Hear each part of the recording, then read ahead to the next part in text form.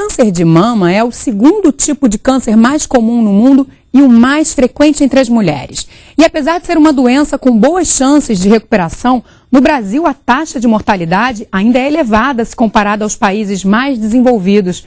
Mas afinal, o que é preciso para que o tumor seja diagnosticado a tempo? Quais são as práticas que ajudam na prevenção desse câncer? E ainda vamos falar sobre reconstrução mamária. Você vai ver que mesmo quando é necessário fazer a retirada total da mama, é possível resgatar a autoestima, a sexualidade e a alegria de viver.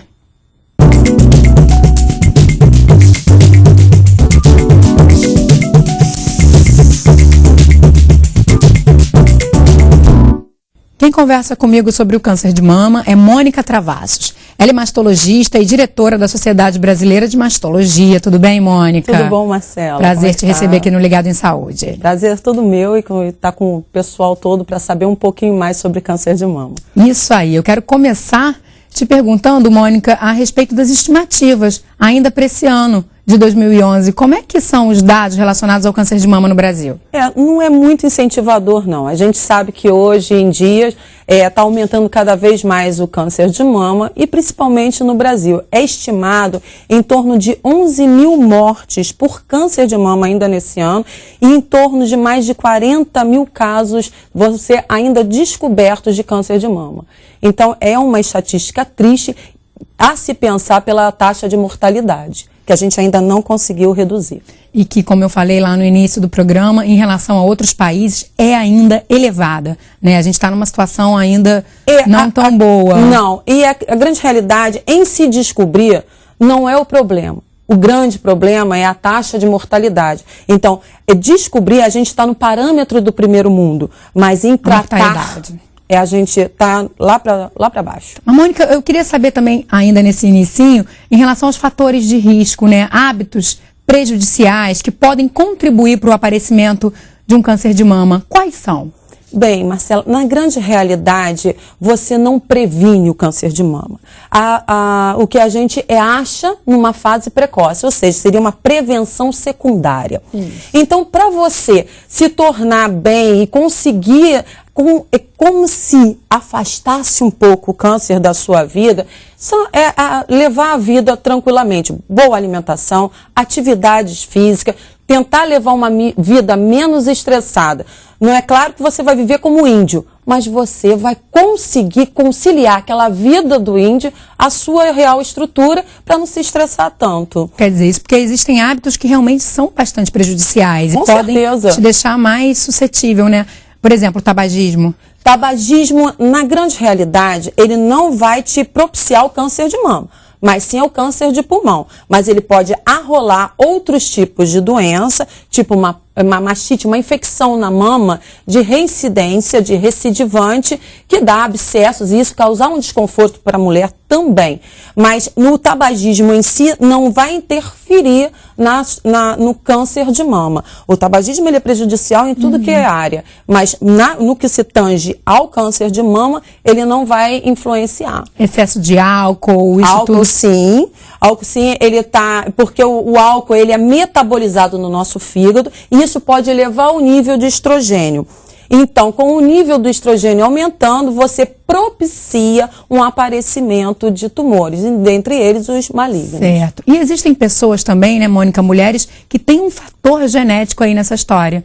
Não é isso? Que podem deixá-las mais suscetíveis. É hereditariedade. A hereditariedade, na realidade, não é o maior número, não é a maior porcentagem que a gente encontra. Na realidade, está entre 5% a 10% dos cânceres de mama descobertos. Então, 90% dos casos, eles são esporádicos, ou seja, não tem relação nenhuma com fator hereditário. Tem muita mulher que às vezes chega ao nosso consultório falando assim, mas eu não tenho nenhum caso de câncer na família e de repente eu estou com isso. Não tem nada a ver. 90% são referentes a esporadicidade, ou seja, não tem nada a ver com hereditariedade. Agora, tem entre os 5% e 10% que são fatores hereditários, que a gente tem que ficar em cima e tem que explicar quais são as medidas, aí sim, preventivas para um bom tratamento. Certo. Mas pelo que você está me trazendo, né, a gente falou de alguns hábitos e tudo mais, essa questão da hereditariedade, essa outra fatia que seria esse outro 90%, então é bastante aleatório. Né? Ainda que essa mulher, de repente, se alimente muito bem, não tenha uma vida sedentária, ela também pode ser uma vítima do câncer de mama. Pode, e por isso que há necessidade, porque quando a gente chega na faixa etária dos 40 anos, começa a ter uma revolução no nosso organismo, principalmente hormonal. Então, com isso, com essas decadências hormonais, você começa a ter um envelhecimento da mama. Esse envelhecimento é aí que se propicia alguma doença. E é aí você conseguir diagnosticar. Quer dizer, a idade também é um fator de risco. Certo. Mas também é possível, existem casos de pessoas novas, meninas novas que desenvolvem câncer de mama, né? A gente tem um exemplo aqui, é a história da Fernanda. Vamos conhecer. Um dia em casa, simplesmente eu toquei na mama e senti que tinha um carocinho diferente. Como eu já tenho um histórico familiar, então assim, não deixei passar muito tempo, imediatamente eu comecei a fazer uma procura por médicos para fazer o exame. No dia que eu fiz uma simples ultra, só para realmente identificar o tipo de caroço, enfim, foi o dia que eu descobri realmente que eu estava com câncer. Antes de biópsia ou qualquer outro tipo de exame mais específico, a gente já sabia que era. Já saí dali sabendo que era um câncer de mama. Exatamente nesse dia foi difícil, assim, porque eu já tinha tido o histórico da minha mãe. Ela tinha 3 anos atrás, antes de eu descobrir, na verdade, e ela acabou falecendo com 49 anos. E, assim, o mesmo tipo de câncer. Quer dizer, na verdade eu não sabia exatamente, era câncer de mama também. Mas é claro que vem na cabeça imediatamente, poxa, eu vou ter igual a minha mãe, vou acabar morrendo igual a minha mãe, né? Passa pela sua cabeça.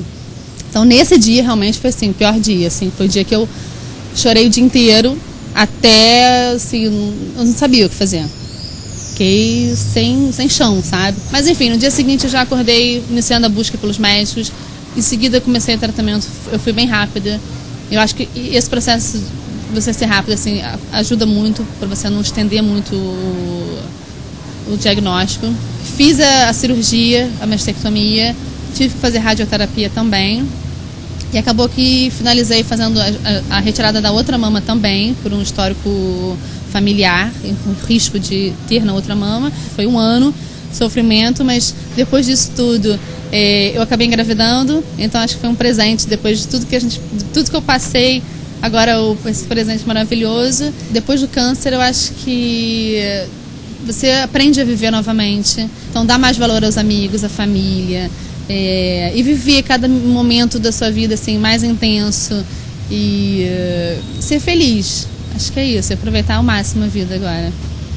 Tá aí a Fernanda, com 32 anos, descobriu um câncer de mama, né, Mônica? No caso dela, tinha o fator hereditário, ela conta da mãe. Mas, de qualquer forma, passar por esse diagnóstico novamente, ainda mais depois de ter passado pela mãe, né, pela morte da mãe, um diagnóstico de câncer tão nova, qual o impacto?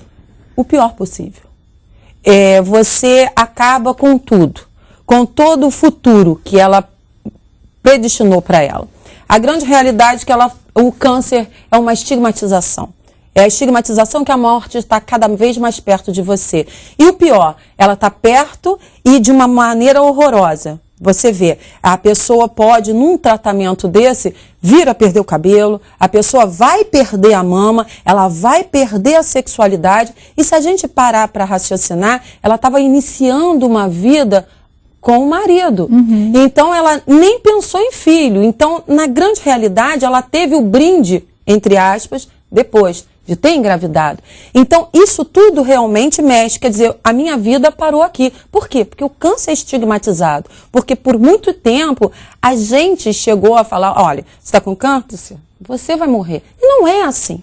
A gente tem várias maneiras, principalmente de devolver a autoestima da mulher ser mulher e ela saber se valorizar. Isso é o mais importante. Agora, o chorar, a pessoa tem que chorar para saber que depois desse choro vai ter a valorização.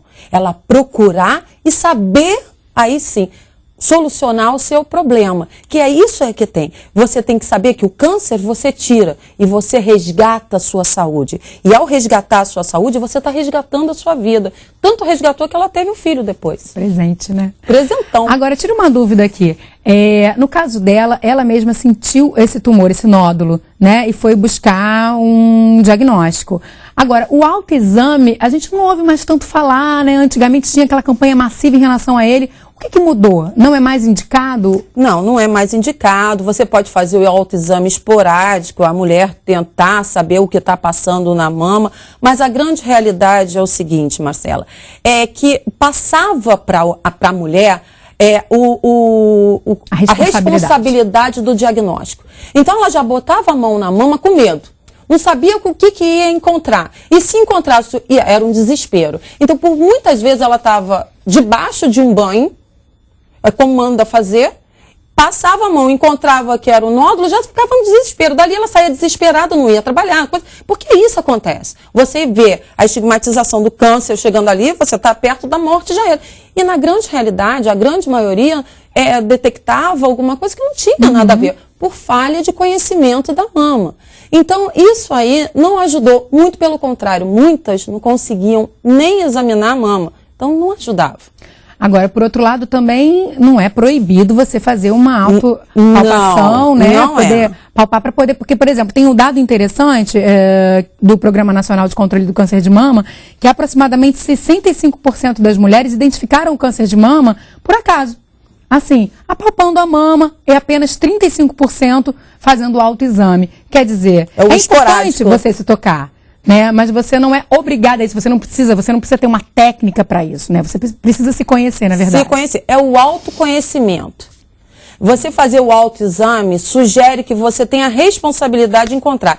E quando você não encontra, o que acontece? Você desdenha. Então, eu não tenho nada. Se eu desdenho, eu não vou ao médico. Se eu não vou ao médico, eu não vou fazer uma mamografia. Daí... Tá certo, Mônica. O Ligado em Saúde volta já, falando sobre reconstrução mamária. A gente mostra quais são as técnicas disponíveis hoje em dia e a opinião de quem passou pela cirurgia. É depois do intervalo.